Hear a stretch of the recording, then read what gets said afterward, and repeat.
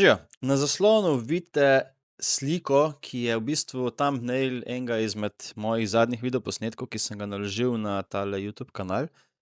In sicer posnetek, kjer sem se malce igral z samo umetno inteligenco, se pravi, kako sem pač padel v vodo in šel v vodo, in potem sem želel, da mi naredi tudi, se pravi, umetna inteligenca tudi thumbnail oziroma naslovno sliko za ta video.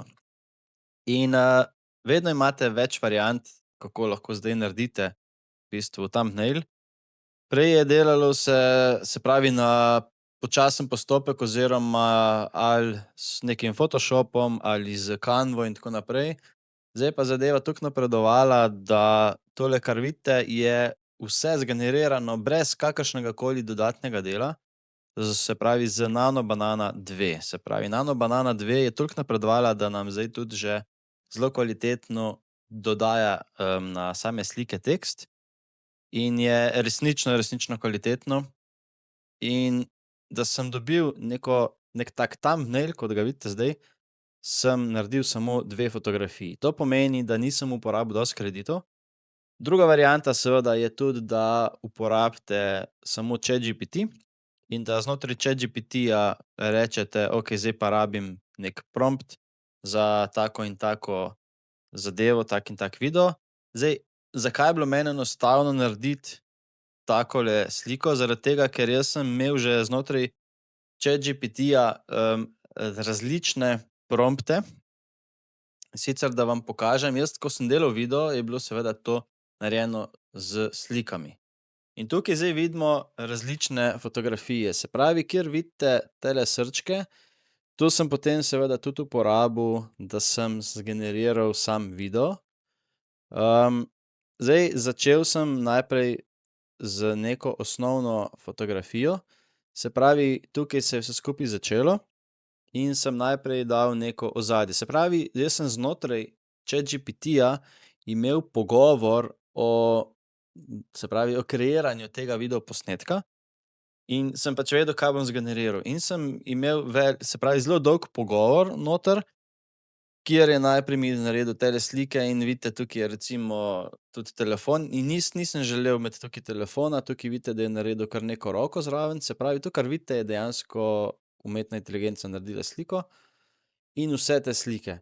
In potem, ko sem recimo videl, okej, zdaj pa na tak način mi je pa že bolj všeč, sem potem seveda prišel do določenih slik in sem recimo rekel: "Okej, tole bom pa uporabil." No, in recimo to je bila ena izmed slik, ki sem jo potem uporabil. Potem, če gremo naprej, sem uporabil to, kjer sem pač dal potem prompt, da padem. Saj vidite, tukaj je potem, zaskrbljen, ker se je pač spotaknil oziroma jaz sem se spotaknil v tem primeru.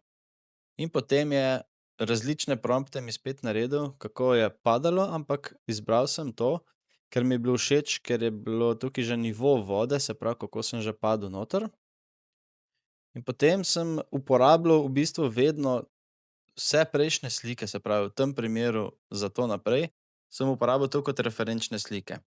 In na tak način sem najprej prišel do slik, da sem jih uporabil, se pravi, tukaj padam v vodo, ne.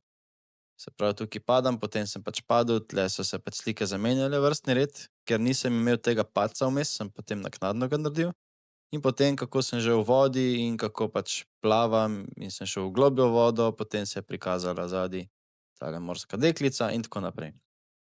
No, kar želim povedati, je, da sem imel ogromno nekih promptov za vse te slike in, tudi za sam video. In potem, ko sem pač mogel zgenerirati oziroma ko sem si pač želel zgenerirati še thumbnail, sem seveda najprej uporabil brez napisa. Kot vidite, je najprej bil tale thumbnail, ki mi je bil sicer zelo zanimiv, lahko bi tudi tega uporabil, ampak sem pač želel napisati še neki napis dati na vrh, tako da sem potem popravil prompt in, mi je naredil odlično, ampak ker sem pač zgeneriral 2 slike, se pravi, sem najprej s Pro naredil verzijo, potem pa sem rekel: "Okej, bom probal narediti še z dvojko, da vidim, kako zgenerirati tekst." In mi je enostavno napisalo in ta pač tekst mi je bil čisto okej, zanimiv, všeč dosti enostaven in sem rekel, okej, uporabil bom to fotografijo, tukaj sem pač jaz začuden. Okej, uporabil sem torej tale prompt, ki ga vidite tukajle na desni. Ta prompt je bil seveda zgeneriran s pomočjo ChatGPT-ja, tako da v bistvu, ko znate pravilno spraševati, vam bo ChatGPT ogromno dal informacij in promptov in boste hitrejše naredili neko zadevo. Uporabil sem pa seveda tudi 2 referenčni sliki. Hotel sem, da je slika, se pravi, pod vodo, zato sem dal tole sliko, ki je pod vodo, se pravi, to je bila tale fotografija. In pa dal sem seveda svojo sliko, se pravi, sliko sebe. Slikal sem se, kot vidite, v sobi, tako da ne rabite komplicirati glede tega, da mora biti ne vem kakšno ozadje, ker, je že tako kvalitetno Nana Banana, da zna odrezati, zna, zaznati, kateri je obraz, in mi je potem seveda zgeneriral takole sliko in s to sliko sem bil čisto zadovoljen. Se pravi, najbolj enostavno vam je, da ko generirate same prompte za slike, če delate neki video, da potem rečete ChatGPT-ju: "Zdaj rabim pa še naslovno sliko." V primeru pač, da imate samo za narediti neki thumbnail, tako kakor bom jaz imel recimo zdaj v tem primeru, kjer nimam nekega scenarija oziroma nisem komuniciral glede slik s samim ChatGPT-jem, pa se seveda vprašajte, kaj je tisto primarno, da želite v bistvu povedati ljudem, in potem ChatGPT-ju daste te informacije, kaj si predstavljate, da je na tej sliki. Se pravi, jaz v tem primeru lahko vzamem tole fotografijo pa rečem, kako, ne vem, recimo brezplačno priti do thumbnaila, recimo, to bi bilo zanimivo. Ali pa kako narediti vrhunski thumbnail ali pa, se pravi, raziskati morate, kaj bi bil najboljše ime oziroma kaj bi pritegnilo vašo publiko. V tem primeru ste to, recimo v tem videoposnetku vi.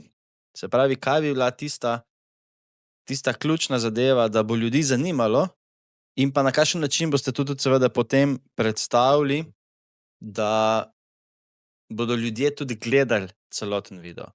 Se pravi, tukaj smo sicer zdaj že malo zašli v temo tega, kako se dela same videoposnetke, ampak bistvo je, da je tudi sam thumbnail tudi nekako pomemben, kakšen je, se pravi, da pritegne ljudi. Če narejen recimo na moderen način, lahko vam pokažem še en primer, samo da najdem. Okej, se pravi, tukaj vidite tudi sam thumbnail, ki je narejen ravno tako, se pravi, z umetno inteligenco. V tem primeru sem uporabil ChatGPT. Se pravi, uporabil sem v tem primeru program Suno in pa Lerijo, se pravi, bila je primerjava in govoril sem o polki. Se pravi, govoril sem o tem, kakšno primerjavo oziroma samo kvaliteto naredi Suno in kakšno Lerija, in dejansko, ker sem imel neki tekst že ponovno v ChatGPT-ju, sem v ChatGPT-ju rekel: "Zdaj pa rabim neko fotografijo za naslovno sliko," in mi je pač naredilo to. Zdaj, sama kvaliteta je tukaj seveda malce slabša, okej, pustimo, tukaj je narisano in tako naprej. Ampak če bi hotel neko bolj kvalitetno, bi seveda se dotaknil Nano Banane, ker pa mi ni bil thumbnail toliko pomemben, ampak, z marsikom, ke pa sem govoril z njim, in pa je ta thumbnail bil tak, da jih je pritegnilo oziroma da ko so videli to na svoji Youtube strani in mogoče tudi vi med njimi, jih je ta zadeva pritegnila in jih zanimala, se pravi, kaj znotraj videa tudi povem. In dejansko sem tudi govoril o tem. Se pravi, ko daste nekaj na thumbnail, govorite tudi o tisti temi znotraj, ne da imate gor, ne vem, na sliki primer, ne vem, neki avto, potem pa govorite o osebni rasti recimo. Pač to dvoje enostavno ne gre skupaj. Se pravi, mora biti nekako sinhrono oziroma resnično tisto, kar imate na thumbnailu, da o tem tudi govorite. Okej, mislim, da je to za današnji video. Se pravi, na kakšen način naredite lahko na hitro, čim krajše, tudi vi neke kvalitetne thumbnaile. Se bomo pa dotaknili tudi še kakšne druge teme, se pravi, povezane s samim Youtubom, kako začeti mogoče kanal, kako postati monetiziran, se pravi, kako lahko z YouTubom tudi zaslužite, in še marsikakšna druga informacija, se pravi, kako potem tudi, ko nalagate videoposnetke, jih mogoče tudi optimizirate, da dobi vaš videoposnetek pravo publiko in tako naprej. Se pravi, veliko se bomo dotikali nekega YouTuba, AI-ja, se pravi, umetne inteligence in povezano vse s tem, kako lahko neke stvari čim bolj poenostavljeno naredite, da si prišparate nekako na času. To je to za današnji video. Hvala, da ste si vzeli čas in se vidimo v naslednjem.